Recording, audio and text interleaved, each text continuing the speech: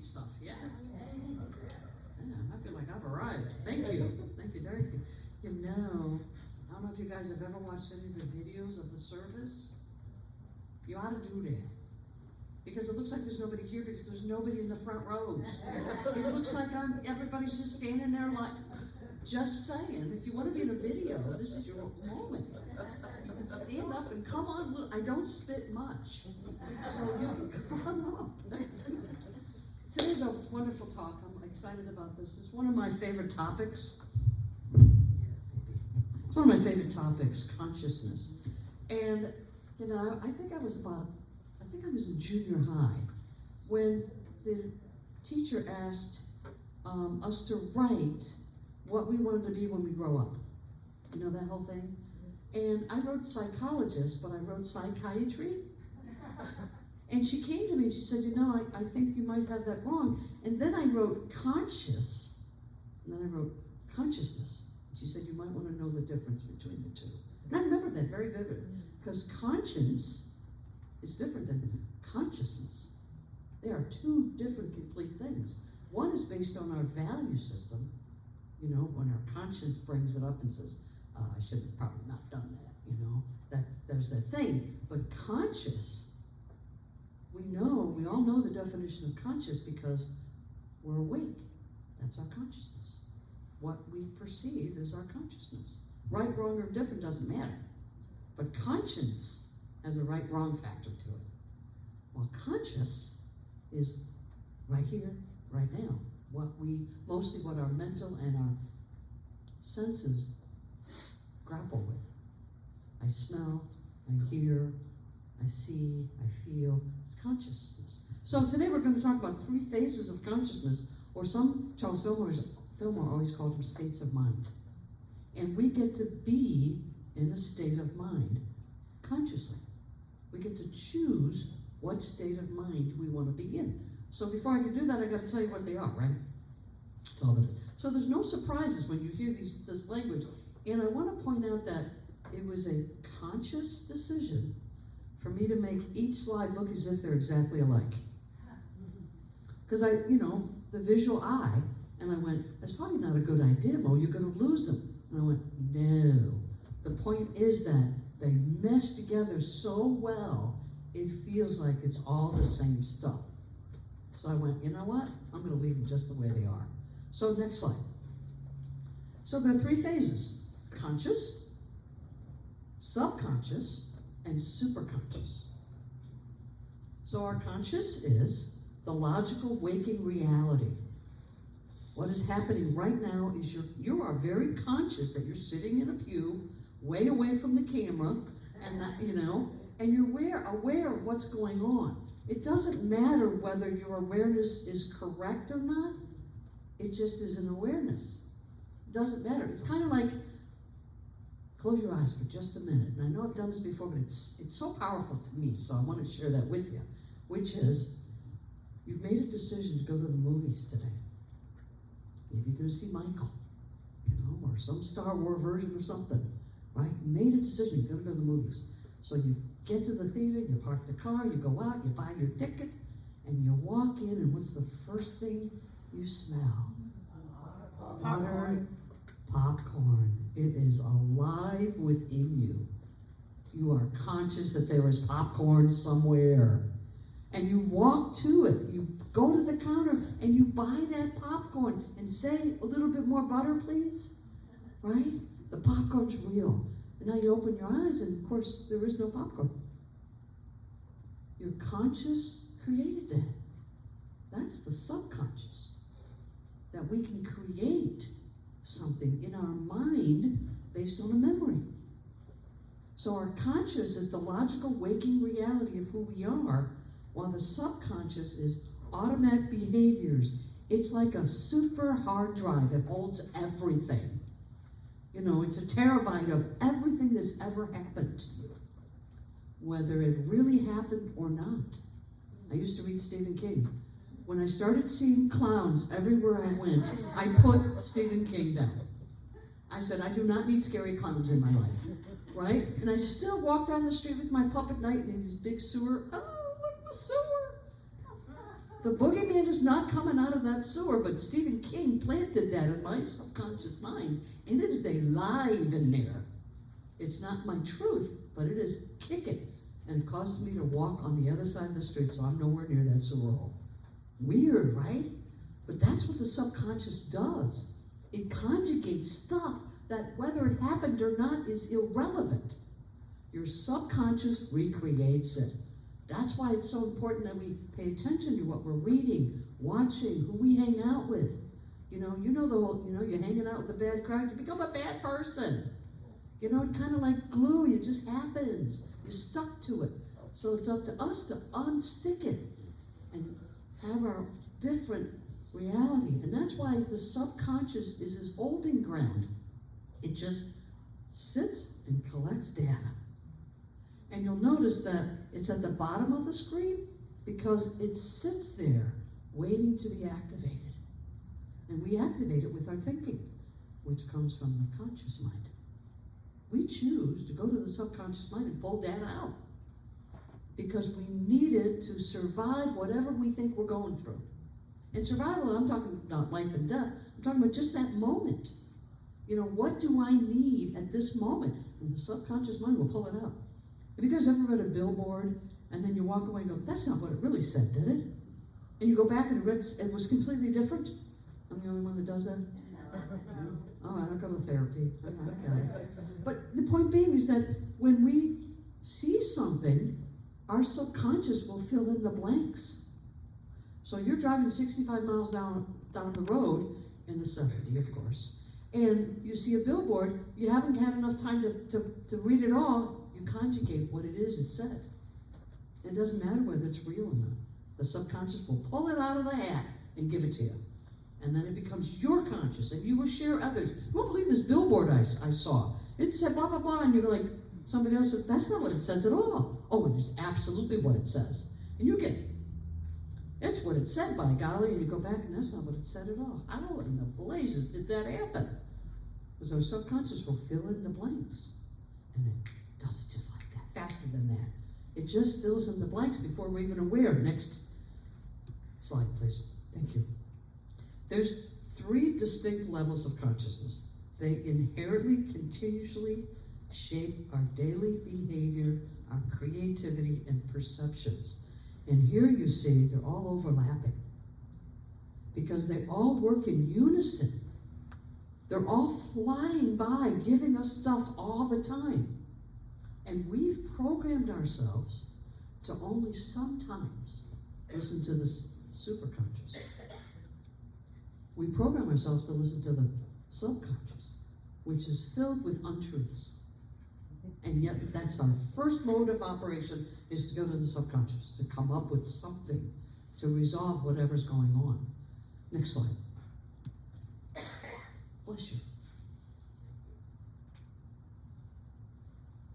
But sometimes we can ignore the subconscious, but it takes an awareness factor. We have to be willing to say,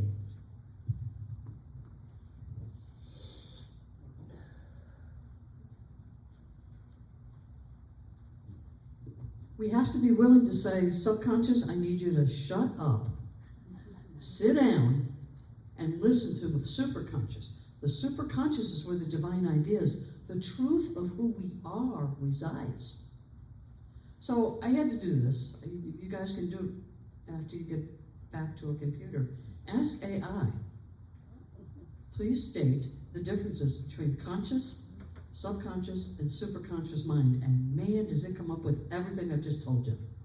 Charles Fillmore had this down. We operate by choice, but we are taught from a young age. We're taught one of 2 things, and sometimes a combination of it. Follow your instincts. What does that mean? It means go to your subconscious mind. But sometimes it means go to the superconscious mind and do the right thing, which is conscious. It's an interesting dynamics with the whole thing. When you put it all in one box, next slide, you'll see that we need, as spiritual beings, we have the opportunity to take our superconscious mind and let that be the dominant source. not our conscious or subconscious. Because remember, the subconscious doesn't delineate between truth and not truth. It just is. It's a data box. It just keeps storing. And if you're of the mindset of previous lives, it has all that in there too. For God's sakes, when you were knight in shining armor or when you were the witch hanging on a cross. It doesn't matter. It's all sitting there. And so we get to, because there's no have-tos, right, in spiritual growth. You get to improve or excel yourself by stepping into the superconscious mind more often than the subconscious. Now, the subconscious isn't always wrong either. It has and collects data for us. And we get to decide, do I want that? Or can I jump ahead to the superconscious and say, okay, God, what's mine to do here? And then we listen, right? Because we teach about the prayer work that's necessary, the meditation time. Because when we operate on automatic pilot, you will be most often in the subconscious mind, not in the superconscious. The superconscious is this is why you're in the pew today. To enlighten your superconscious mind. What is it to mind to do? Today's daily word is about appreciation. Appreciation is a superconsciousness. Interesting, right? But it also is a conscious decision. It's also in our subconscious because we've all experienced how good it feels to appreciate. Whether it's for another human being, ourselves, our body, our circumstances. When we focus on appreciation, it catapults us to the superconscious mind. Because while we're thinking of appreciation, what are we not doing? Negative. Complaining. All that. So we have to be mindful. We get to. I keep saying have to. I have to. Because when I don't, I get really cranky-faced. And I'm not a lot of fun to be around. And I don't like that. I don't like the way it makes me feel. And my plants die. Why is that? Because I'm putting out all that crap in my thinking and the plants pick it up. Everybody knows that. You've got to talk nice to your plants.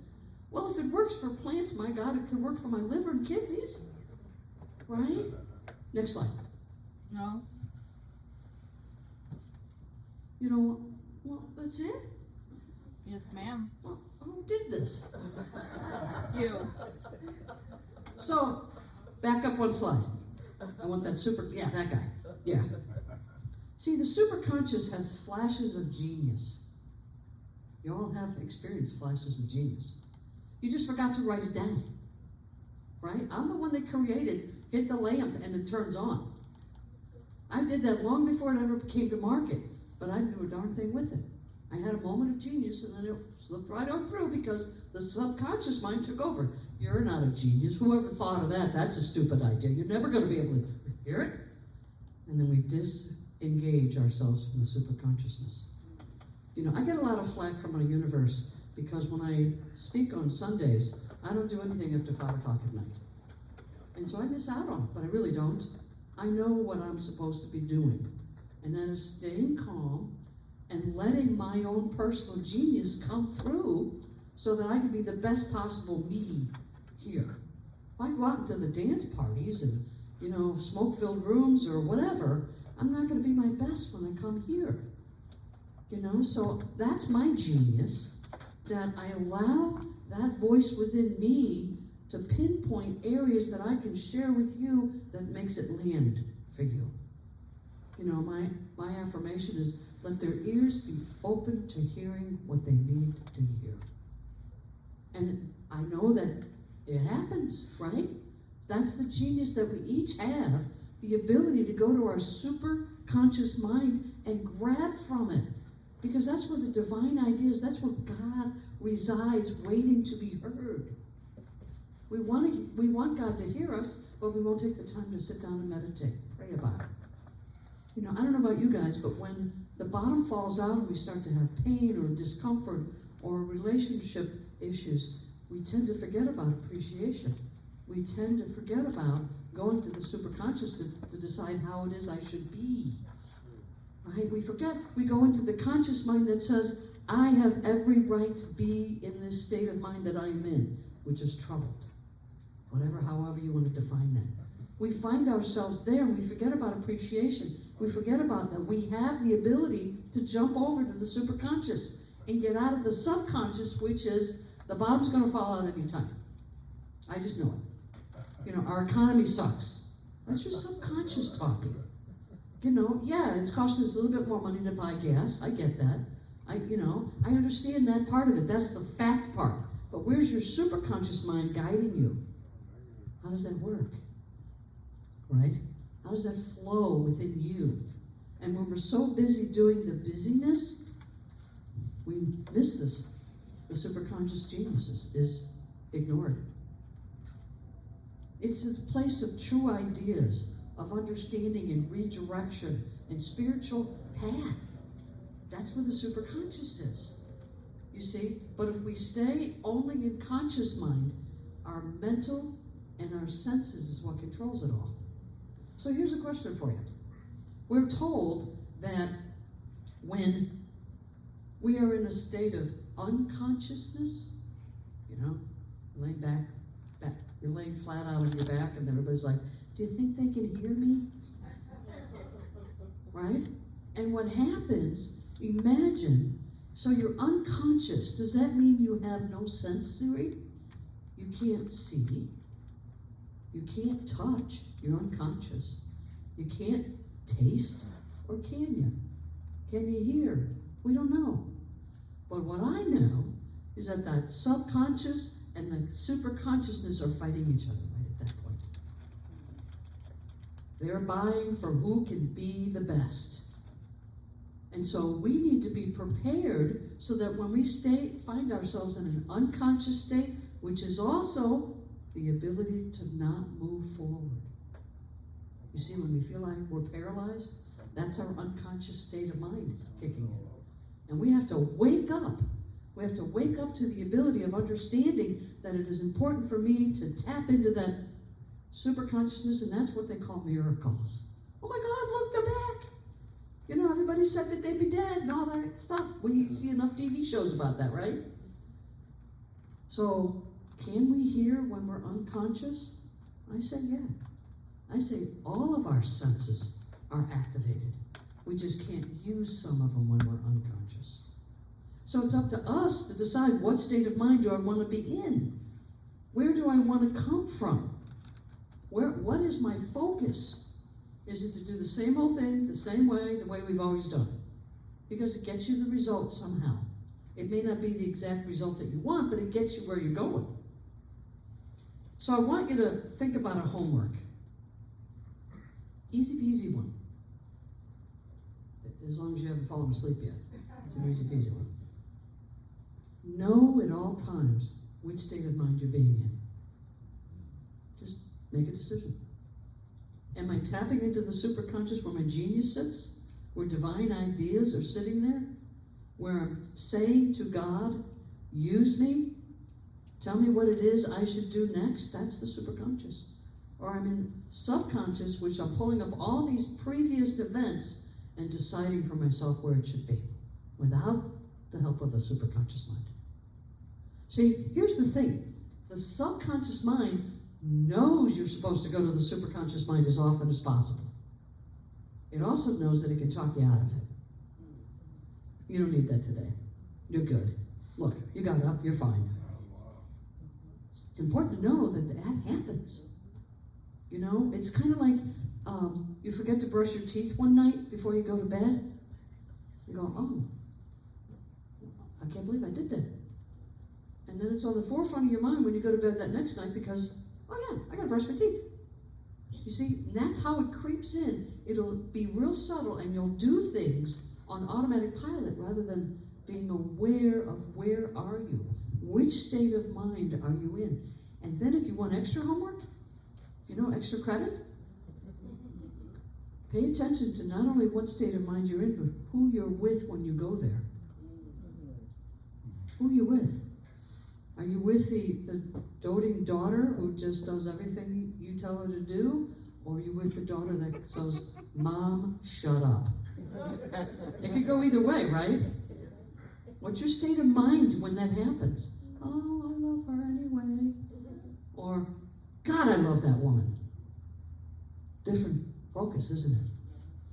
What's your focus? Because the more often you tap into that super consciousness, the more you're on the path with God leading the way, versus our subconscious acting as if it's God. Now, God is everywhere, right? So that means God is in the conscious, the unconscious, the superconscious, it's everywhere God is. But when we tap into that superconsciousness, we go right to source.